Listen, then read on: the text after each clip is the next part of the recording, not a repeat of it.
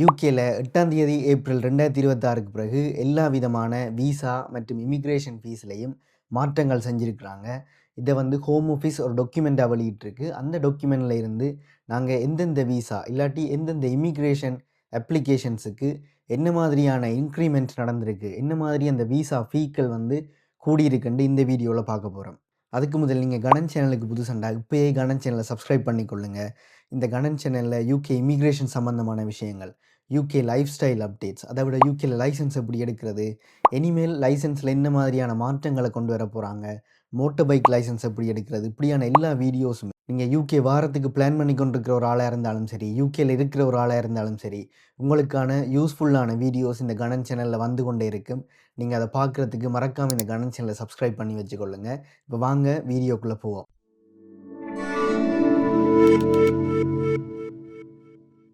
ஒவ்வொரு விசா அல்லது இமிகிரேஷன் கேட்டகரிக்கும் என்ன மாதிரி இந்த ஃபீஸ் கூடி இருக்குன்றதை நான் ஒஃபிஷியல் கவர்மெண்ட் டாக்குமெண்டேஷனில் இருந்தால் உங்களுக்கு சொல்ல போகிறேன். இந்த ஸ்க்ரீனில் பார்த்தீங்கன்னா தெரியும், இது gov.uk என்ற வெப்சைட்டில் இருந்து எடுக்கப்பட்ட டேட்டா தான்.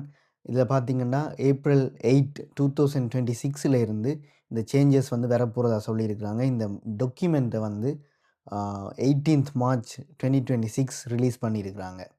முதலாவது பார்த்தீங்கன்னா, visas and applications made outside the UK. நீங்கள் யூகேக்கு வெளியில இருந்து விசா அப்ளை பண்ணுறீங்கன்னா, உங்களுக்கு என்ன மாதிரியான சேஞ்சஸ் வந்திருக்குன்னு பார்ப்போம். அதில் முதலாவது விசிட் விசா தான் இதில் நாங்கள் மெயினாக பார்க்க வேண்டியது. இதில் ஒவ்வொரு கேட்டகரிஸுக்கும் கரண்ட் ஃபீ எவ்வளவு, ஏப்ரல் 2026 இருந்து இந்த ஃபீக்கள் வந்து என்ன மாதிரி மாறுது என்ற டீட்டெயில்ஸ் இதில் இருக்குது. இதில் நீங்கள் நார்மல் 6 மந்த்ஸுக்கு வந்து 8 பவுண்ட்ஸ் கூடியிருக்கு. அதே மாதிரி 10 இயர்ஸுக்கு லாங் விசா நீங்கள் அப்ளை பண்ணுறீங்கன்னு சொன்னால் அதுண்ட ஃபீ வந்து 69 பவுண்ட்ஸால் இன்க்ரீஸ் ஆகிருக்குது. இதில் நீங்கள் இப்போ விசா அப்ளை பண்ணுறீங்கன்னா இந்த இந்த ஃபீஸை தான் நீங்கள் இப்போ பே பண்ண வேண்டியிருக்கு. அடுத்த முக்கியமான கேட்டகரி இன்னோவேட்டிவ் ஃபவுண்டர் விசா. இதுக்கும் பார்த்தீங்கன்னு சொன்னால் இந்த ஃபீ வந்து 83 பவுண்ட்ஸ் வந்து கூடி இருக்குது. இந்த ஏப்ரல் 8, 2026க்கு பிறகு நீங்கள் அப்ளை பண்ணுறீங்கன்னு சொன்னால் மொத்தமாக நீங்கள் 1357 பவுண்ட்ஸ் இதுக்கு பே பண்ண வேண்டியிருக்கு. இந்த பிரிட்டிஷ் கவர்மெண்ட் ஒரே ஒரு விசா கேட்டகரிக்கு மட்டும் எந்த விதமான சேஞ்சஸையும் செய்யலை. அந்த பேமெண்ட் வந்து 2026லேயும் முதல் எப்படி இருந்ததோ அதே லெவலில் இருக்குது. அது என்னென்னு பார்த்தீங்கன்னா global talent visa. Global talent விசாவுக்கு வந்து 205 பவுண்ட்ஸ் இருந்தது. 2026லேயும் அதே அளவு தான் இருக்குது. நீங்கள் இந்த குளோபல் டேலண்ட் விசாவில் எந்த ஒரு சப் கேட்டகரியில் வந்தாலும் இல்லாட்டி நீங்கள் டிபெண்டன்ஸை கூப்பிட போகிறீங்கன்னாலும் உங்களோட ஃபீஸில் வந்து எந்த ஒரு சேஞ்சஸுமே இல்லை. அடுத்தது 3 இயர்ஸ் அல்லது அதுக்கு குறைவான ஸ்கில்டு ஒர்க்கர் விசா அப்ளிகேஷன் ஃபீ வந்து 50 பவுண்ட்ஸால் கூடி இருக்குது.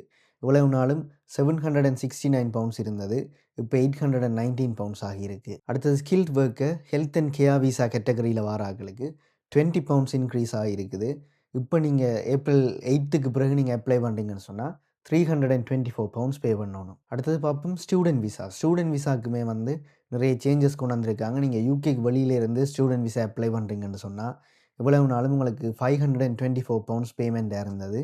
இது வந்து 34 பவுண்ட்ஸ் இன்க்ரீஸ் ஆகியிருக்குது. இப்போ நீங்கள் பே பண்ணணும் 558 பவுண்ட்ஸ் வந்து நீங்கள் பே பண்ணணும். அடுத்த முக்கியமான விசா கேட்டகரி பார்த்தோம்னு சொன்னால் யூகேக்குள்ளே இருந்து நீங்கள் விசா அப்ளிகேஷன்ஸ் செய்கிறீங்க, இன்னோவேட்டிவ் ஃபவுண்டர் விசா நீங்கள் அப்ளை பண்ணுறீங்கன்னு சொன்னால் இந்த விசா கூடிய ஃபீ வந்து கொஞ்சம் பெரிய சேஞ்ச் தான்.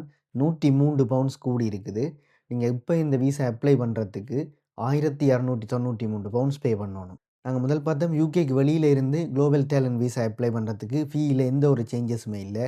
அதே மாதிரி நீங்கள் பிஎஸ்டபிள்யூவில் இருக்கிறீங்க இல்லாட்டி ஒரு ஸ்டூடெண்ட் விசாவில் இருக்கிறீங்க, நீங்கள் குளோபல் டேலண்ட் விசாவுக்கு கன்வெர்ட் பண்ண போகிறீங்கன்னு சொன்னால் உங்களுக்குமே எந்த ஒரு ஃபீ இன்க்ரிமெண்ட்டுமே இல்லை. இவ்வளவு நாளும் என்ன ஃபீ இருந்ததோ அதே ஃபீ தான் இனியும் உங்களுக்கு இருக்க போகுது. அடுத்தது கிராஜுவேட் ரூட் இல்லாட்டி பிஎஸ்டபிள்யூ போஸ்ட் ஸ்டடி ஒர்க் விசான்னு சொல்லுவோம். இந்த விசா கூடிய அப்ளிகேஷன் ஃபீ வந்து இன்க்ரீஸ் ஆகியிருக்குது. 57 பவுண்ட்ஸ் இது இன்க்ரீஸ் ஆகிருக்கு. இவ்வளவு நாளும் 880 பவுண்ட்ஸ் இருந்தது. இனிமேல் நீங்கள் 937 பவுண்ட்ஸ் பே பண்ணணும் இந்த பிஎஸ்டபிள்யூக்கு. அடுத்தது நீங்கள் யூகேக்கில் ஆல்ரெடி இருக்கிற ஒரு ஆள், நீங்கள் 3 வருஷத்துக்கு குறைவான ஸ்கில் ஒர்க் விசா ஒன்றுக்கு கன்வெர்ட் ஆகிறீங்கன்னு சொன்னால் உங்களோட விசா ஃபீ வந்து 58 பவுண்ட்ஸ் இன்க்ரீஸ் ஆகிருக்குது. இனி நீங்கள் 943 பவுண்ட்ஸ் வந்து பே பண்ணணும். அதே மாதிரி யூகேக்குள்ளே இருக்கிற ஒரு ஆள் ஸ்கில்டு ஒர்க்கர் ஹெல்த் கேர் விசாவுக்கு ஸ்விட்ச் பண்ணுறீங்கன்னு சொன்னாலும் உங்களோட விசா ஃபீ வந்து 20 பவுண்ட்ஸ் இன்க்ரீஸ் ஆகி 324 பவுண்ட்ஸ் வந்து நீங்கள் பே பண்ணணும். அடுத்தது லீவ் டு ரிமைன். இது இன்டிஃபினைட் லீவ் டு ரிமைன் இல்லை. உங்களுக்கு அந்த விசா ஃபீ வந்து 86 பவுண்ட்ஸ் இன்க்ரீஸ் ஆகிருக்குது. இப்போ நீங்கள் டோட்டலாக 1407 பவுண்ட்ஸ் நீங்கள் பே பண்ணணும். அடுத்தது ஒரு முக்கியமான விஷயம், பிரிட்டிஷ் நேஷனாலிட்டி எடுக்கிறதுக்கும் இந்த ஃபீஸ் வந்து இன்க்ரீஸ் ஆகியிருக்குது. கிட்டத்தட்ட 100 பவுண்ட்ஸ் எல்லா கேட்டகரிக்குமே இன்க்ரீஸ் ஆகியிருக்குது. அது என்னன்னு பார்ப்போம். நேச்சுரலைசேஷன் அதாவது நீங்க உங்களோட ஸ்பௌஸ் வந்து ஒரு பிரிட்டிஷா இருந்தா, இல்லாட்டி உங்களோட பார்ட்னர் ஒரு பிரிட்டிஷா இருந்தா, நீங்க இன்டெஃபினைட் லீவ் டூ ரிமைன் எடுத்த பிறகு நீங்க 1 இயர் வெயிட் பண்ண தேவையில்ல. நீங்க நேச்சுரலைசேஷன் என்ற ஒரு கேட்டகரி மூலமா நீங்க இன்டிஃபினைட் லீவ் டூ ரிமைன் கிடைச்சு ஒரு கொஞ்ச நாள்லயே நீங்க திரும்ப நேஷனாலிட்டிக்கு அப்ளை பண்ணலாம். அப்படி நீங்க நேச்சுரலைசேஷனால நீங்க நேஷனாலிட்டி அப்ளை பண்றீங்கன்னு சொன்னா, உங்களோட விசா ஃபீ வந்து 104 பவுண்ட்ஸ் இன்க்ரீஸ் ஆகியிருக்குது. மொத்தமா நீங்க 1709 பவுண்ட்ஸ் வந்து பே பண்ணணும். இதே நீங்க ஒரு வொர்க் விசாலயோ இல்லாட்டி வேறு எந்த விசா கேட்டகரியிலயோ வந்து 5 இயர்ஸ் இந்த யூகேல இருந்திருக்கிறீங்க. நீங்க இன்டிஃபினைட் லீவ் டூ ரிமைன் எடுத்துட்டீங்க. அதுக்கு பிறகு நீங்க 1 இயர் வெயிட் பண்ணி நேஷனாலிட்டி அப்ளை பண்றீங்கன்னு சொன்னா, உங்களோட விசா ஃபீ வந்து 94 பவுண்ட்ஸ் இன்க்ரீஸ் ஆகியிருக்குது. இது வந்து நீங்க 1540 பவுண்ட்ஸ் நீங்க பே பண்ணணும். நீங்க பிரிட்டிஷ் பாஸ்போர்ட் இல்லாட்டி பிரிட்டிஷ் நேஷனாலிட்டி எடுக்கிறதுக்கு. இந்த ஃபீ மட்டும் தான் இதோட அசோசியேட் பண்ணுமென்டா இல்ல. பிரிட்டிஷ் பாஸ்போர்ட் உங்களுக்கு நேஷனாலிட்டி செரிமனி செய்யறதுக்கு வந்து இத விட எக்ஸ்ட்ராவா இந்த இதில இருக்கிற விசா ஃபீய விட நீங்க எக்ஸ்ட்ராவா 130 பவுண்ட்ஸ் பே பண்ணணும்.